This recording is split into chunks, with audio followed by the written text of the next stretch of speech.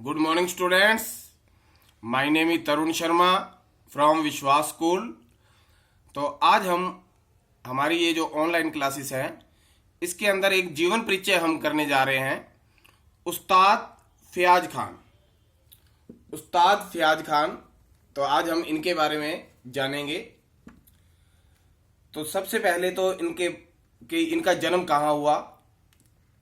आगरा घराने के प्रसिद्ध संगीतकार। घराना आपको बताया हुआ है कि जो व्यक्ति, जो संगीतकार, जो उसका मुख्य स्थान है, जो उसके पूर्वजों का स्थान है, वो जिस स्थान पर सबसे पहले रहते थे वो उनका घराना माना जाता है। जैसे इनके जो थे आगरा में रहते थे तो आगरा घराना बन गया। तो आगरा घराने के प्रसिद्ध संगीतकार उस्ताद फयाज खान का जन्म सन 1886 में आगरा में सिकंदरा, आगरा के अंदर एक सिकंदरा नामक स्थान है, वहां पर इनका जन्म हुआ। इनके पिता का नाम, जो उस्ताद फयाज खान थे, इनके पिता का नाम उस्ताद शकबर हुसैन था, जो कि उस्ताद फयाज खान के जन्म के 3 महीने बाद ही स्वर्ग सिधार गए। मतलब जब ये इनके पिता जो शकबर हुसैन थे, जब उनका मतलब ये 3 महीने के हुए तो इनका देहांत हो गया शकबर हुसैन का।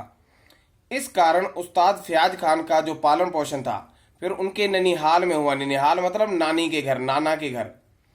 उस्ताद फयाज खान के नाना उस्ताद गुलाम अब्बास थे। इनके नाना का नाम था उस्ताद गुलाम अब्बास, जो कि उस समय के प्रसिद्ध संगीतकार और ध्रुपद गायक थे। ध्रुपद एक गायकी का नाम है। उस्ताद फयाज खान के घर का वातावरण पूरी तरह से सांगीतिक था। संगीतिक मतलब संगीत का वातावरण था। घर में संगीत का माहौल था इनके नाना के घर में। तो उनके नाना उस्ताद गुलाम अब्बास, अभी हमने ऊपर पढ़ा नाना का नाम गुलाम अब्बास था। इनके छोटे भाई उस्ताद काले खान, ये भी एक महान संगीतकार थे। गुलाम अब्बास के छोटे भाई मतलब छोटे नाना पड़ गए। जब भी उस्ताद फयाज खान के नाना अपने छोटे भाई के साथ गायन का रियाज करते थे, रियाज मतलब अभ्यास, तो उस्ताद फयाज खान अपना खेल छोड़कर, जब वो उनको गाना गाते हुए देखते, अभ्यास करते हुए देखते, तो वो अपना खेल छोड़कर अपने नाना की गोद में आकर बैठ जाते थे और उनका गायन सुनने लग जाते थे, क्योंकि इन्हें रुचि थी संगीत में।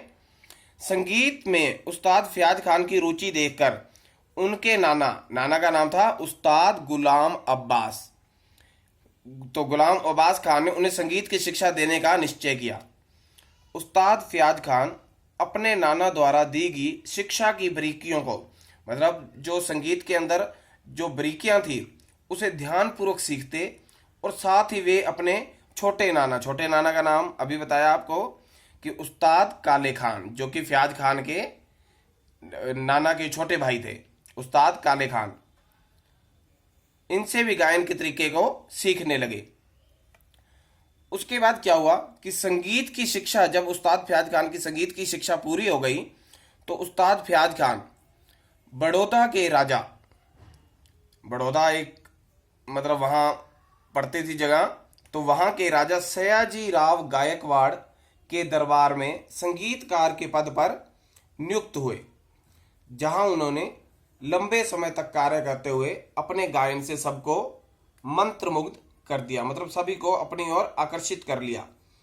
उस्ताद फयाज खान को बड़ौदा के राजा द्वारा ज्ञान रत्न की उपाधि से भी सम्मानित किया गया। बड़ौदा के राजा थे, उन्होंने उस्ताद फयाज खान को ज्ञान रत्न की उपाधि दी। जब मैसूर के राजा, मैसूर एक जगह का नाम था, जब उन्होंने उस्ताद फयाज खान का गायन सुना तो उन्होंने क्या किया, उस्ताद फयाज खान को आफ्ताब ए मोश्की की उपाधि से सम्मानित किया। आफ्ताब ए मोश्की, जिसका हिंदी में अनुवाद था संगीत का सूरज, आफ्ताब ए मोश्की। उस्ताद फयाज खान ध्रुपद गायन के साथ, क्योंकि ऊपर बताया कि ध्रुपद गायक थे ये, तो ध्रुपद गायन के साथ ख्याल गायन में भी परिपक्व थे। परिपक्व मतलब अच्छी तरह से इनको उसके बारे में भी ज्ञान था। परंतु वे ठुमरी गायन के साथ, ठुमरी एक गायकी का नाम है, ठुमरी गायन के साथ गजल गायन के भी महारथी थे। मतलब गजल गायन में भी बहुत अच्छी पकड़ थी इनकी। उस्ताद फयाज खान गाते समय श्रोताओं की रुचि, श्रोता मतलब सुनने वाले, उनकी रुचि और फरमाइश के अनुसार गाते थे। मतलब जो लोग बैठे होते थे उनकी इच्छा के अनुसार, जिसमें उनकी रुचि होती थी, जिसमें उनका मन होता था, उसके अनुसार ही वे गाना गाते थे। इस कारण उन्हें महफिल का बादशाह की उपाधि से भी सम्मानित किया गया। गजल गायन आगे है, गजल गायन करते समय वे गजल के शेरों को बड़े अच्छे ढंग से फरमाते थे। मतलब गजल गायन करते समय जो गजल के जो शेर होते हैं तो उन्हें भी बहुत अच्छे ढंग से वो प्रस्तुत करते थे, फरमाते थे। इस कारण उन्हें रविंद्रनाथ टैगोर द्वारा हिंदुस्तान का सबसे बड़ा शायर की उपाधि से सम्मानित किया गया, क्योंकि वो गजल के शेरों को बड़े ही अच्छे ढंग से फरमाते थे, मतलब प्रस्तुत करते थे सबके सामने। उस्ताद फयाज खान हमेशा कठिन रियाज में विश्वास रखते थे। रियाज मतलब अभ्यास, और यही तालीम, तालीम का मतलब होता है शिक्षा, और यही शिक्षा उन्होंने अपने शिष्यों पंडित दलीप चंद बेदी, पंडित सोहन सिंह, ये इनके शिष्य थे, पंडित श्री कृष्ण रत्ना शंकर और उस्ताद असद अली खान को भी दी। ये इनके शिष्य थे, पंडित दलीप चंद बेदी, पंडित सोहन सिंह, पंडित श्री कृष्ण रत्ना शंकर और उस्ताद असद अली खान, इन्हें इन्होंने शिक्षा दी। उस्ताद फयाज खान साधारण व्यक्तित्व के धनी थे, मतलब सिंपल लिबास में रहते थे, कभी दिखावे में विश्वास नहीं रखते थे। इनका कद 6 फुट था, बड़ी बड़ी मूछें रखते थे और सदा सफेद शेरवानी पहनते थे, और संगीत साधना में विश्वास रखते थे। मतलब संगीत के प्रति इनकी अत्यधिक रुचि थी, बहुत ही, मतलब ये कहते थे कि हम जितना संगीत को प्रैक्टिस करेंगे, अभ्यास करेंगे, उतना ये हमें ज़्यादा आएगा।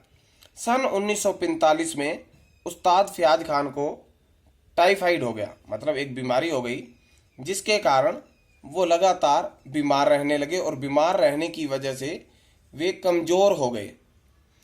उन्होंने अपने गायन का अभ्यास नहीं छोड़ा, मतलब वो बीमार रहने लग गए थे, लेकिन उसके बावजूद भी इन्होंने अपने गायन को नहीं छोड़ा।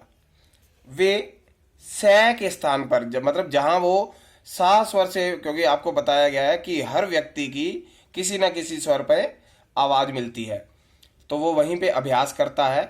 तो ये सै के स्थान पर, मतलब सा के स्थान पर, उससे पीछे वाला स्वर होता है शुद्ध नी, तो वहाँ से उन्होंने गाना शुरू कर दिया ताकि वहाँ मतलब जोर कम लगे, क्योंकि बीमार हो गए थे। और 7 नवंबर 1950 में बड़ौदा में उनका, बड़ौदा जहाँ वो संगीतकार के पद पर भी नियुक्त हुए थे, तो 7 नवंबर 1950 को बड़ौदा में उनका देहांत हो गया। तो आज के लिए हम इतना ही करेंगे। ये फयाज खान का हमने जीवन परिचय किया। Thank you.